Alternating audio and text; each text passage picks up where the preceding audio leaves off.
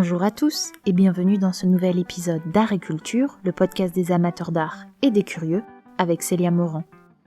Pour cet épisode, j'ai envie de partager avec vous une de mes toiles préférées de Pablo Picasso, nommée Plan de tomate, peinte à Paris entre le 6 et le 9 août 1944. Je l'ai découverte en 2017 lors d'une exposition précédant une vente aux enchères spécialisée en art impressionniste et moderne à Sotheby, à Londres, et j'ai immédiatement été inspirée par cette œuvre pleine d'espoir et de couleurs. Laissez-moi donc vous guider un peu plus autour de cette toile que j'aime tant. Avant de commencer, je vous rappelle que vous pouvez retrouver les photos des œuvres mentionnées dans cet épisode sur Instagram, sur la page Art et Culture Podcast tout attaché, et sur le blog La Balançoire de Fragonard. Bonne écoute! Paris, début août 1944. Un souffle d'espoir remonte dans les rues de la capitale avec l'arrivée en Normandie des troupes alliées et leur avancée dans l'ouest de la France depuis le 6 juin 1944. Les soldats nazis occupent toujours la capitale, mais la population commence à sentir le vent tourner. Elle ne le sait pas encore, mais elle vit ses derniers jours d'occupation. La libération de Paris se déroule en effet entre le 19 et le 24 août de la même année. Quelques jours avant cette libération, les Parisiens se révoltent, les cheminots font grève, puis les forces de police parisiennes les rejoignent, le métro ne fonctionne plus, les résistants sont rejoints par des simples habitants de la ville qui n'en peuvent plus de cette occupation et souhaitent y mettre fin, et surtout aider les troupes alliées à récupérer et libérer Paris, la capitale. Parmi les habitants de Paris, on retrouve le célèbre peintre Pablo Picasso, qui est resté sur place malgré les risques d'arrestation pour son art car il était considéré comme peintre dégénéré par les nazis. À cause de cela, Picasso était souvent harcelé par la Gestapo qui venait fouiller son appartement.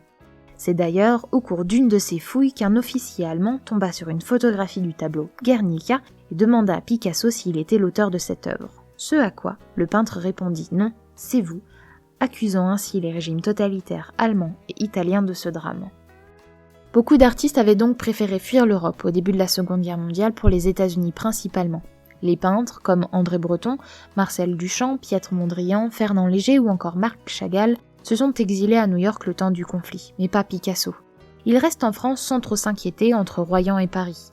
C'est alors un artiste reconnu dont les œuvres se vendent bien, et ce, partout dans le monde. Pour vous donner une idée supplémentaire de sa notoriété, il a envoyé un grand nombre de ses œuvres au début du conflit pour une grande exposition représentant son travail réalisé au cours des 40 dernières années au Museum of Modern Art de New York, fin 1939 donc, en temps de guerre, en Europe, où plus de 60 000 visiteurs se sont rués pour visiter.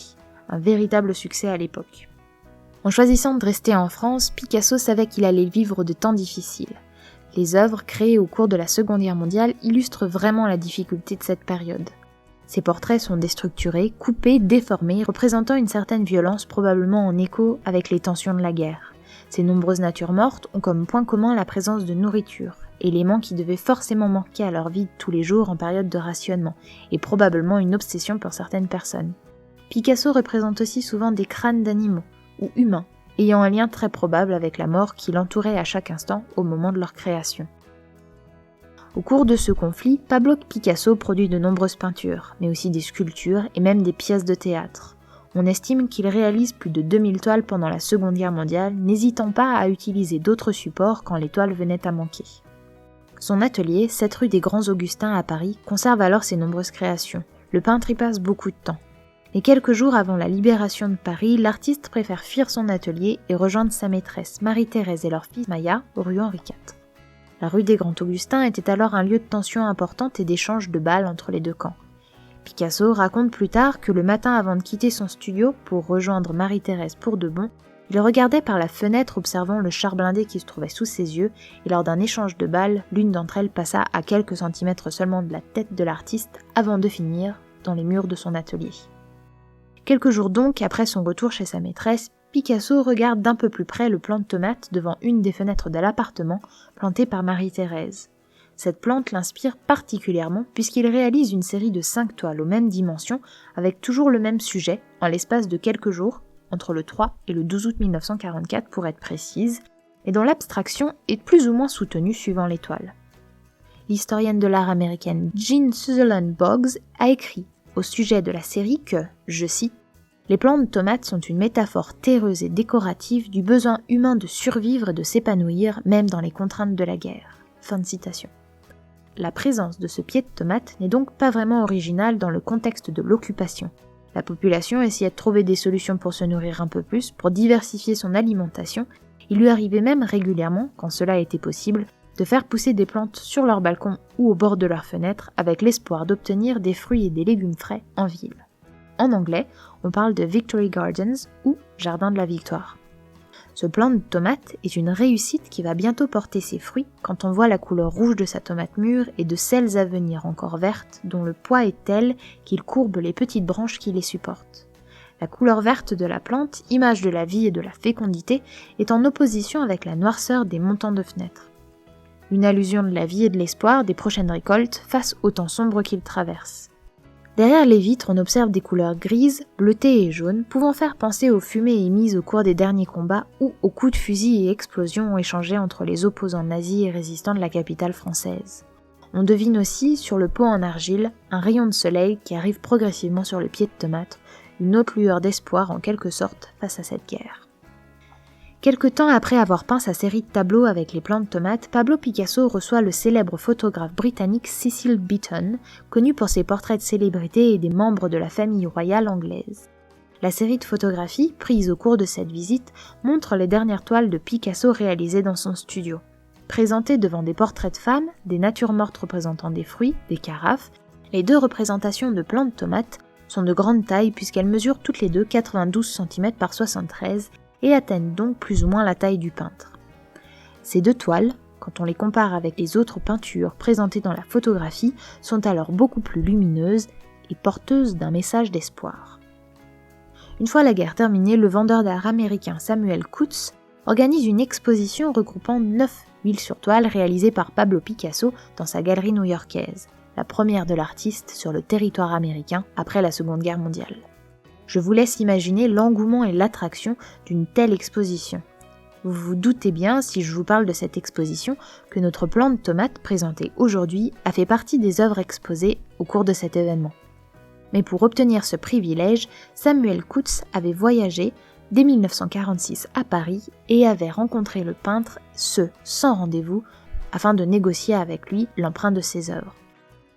Le galeriste a ensuite persuadé le peintre de lui donner cette exclusivité en lui présentant les artistes avant-garde qu'il exposait au sein de sa galerie, parmi lesquels on retrouvait entre autres Georgia O'Keeffe ou Alexandre Calder, mais aussi d'autres jeunes artistes américains beaucoup moins connus, appartenant au courant d'expressionnisme abstrait américain. Son argument auprès de Picasso pour obtenir cette exclusivité était « En lui vendant ses œuvres, cela permettait à la galerie de pouvoir supporter ces jeunes artistes dans le futur. » Pablo Picasso accepte et lui dit alors de choisir 9 toiles dans son atelier. Samuel Coutts sélectionne ses préférées et il les ramène toutes par avion suite à sa visite. L'exposition ouvre ses portes au public le 27 janvier 1947 et est un véritable succès puisque toutes les toiles de Pablo Picasso présentées à la Coutts Gallery sont vendues en un temps record avec des prix compris entre 3 500 et 20 000 $. En regardant dans les archives de la galerie, on retrouve un très grand nombre d'articles mentionnant cette exposition et on apprend aussi que le plant de tomate fut vendu pour la somme de 15 000 $. La toile est alors achetée par Stephen Carlton Clark, l'héritier de l'empire de la machine à coudre Singer, collectionneur d'art qui fonda, entre autres, le musée d'art de la ville de Williamston dans le Massachusetts.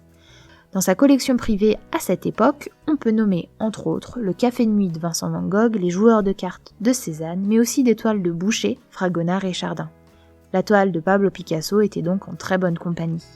Elle reste au sein de la collection privée familiale du collectionneur jusqu'en 1976. Le plant de tomate est ensuite acheté par une autre famille de collectionneurs qui la conserve jusqu'en 2017. La toile est finalement vendue de nouveau aux enchères à Sotheby's le 1er mars 2017 pour plus de 17 millions de livres ou 19 millions d'euros. Une petite évolution depuis son premier achat à la galerie Samuel Coutts. La découverte de cette toile à une vente aux enchères à Sotheby's me pousse depuis à aller, dès que cela est possible, visiter ces expositions qui sont toujours riches de trésors et que nous ne pourrons probablement plus jamais voir car l'ensemble de ces œuvres sont très souvent achetées par des collectionneurs privés. Donc si vous avez l'occasion de visiter ces expositions, allez-y, qui sait, vous trouverez peut-être votre plant de tomate. J'espère que cet épisode vous aura appris plein de nouvelles choses sur ce plant de tomate peint par Pablo Picasso au cours de la Seconde Guerre mondiale et son parcours jusqu'à nos jours. N'hésitez pas à vous abonner à Agriculture sur votre plateforme d'écoute préférée pour ne rater aucune sortie et à me suivre sur Instagram sous le pseudo Agriculture Podcast, tout attaché, ou Facebook sur la balançoire de Fragonard pour les annonces des prochains podcasts. À bientôt pour de nouvelles découvertes.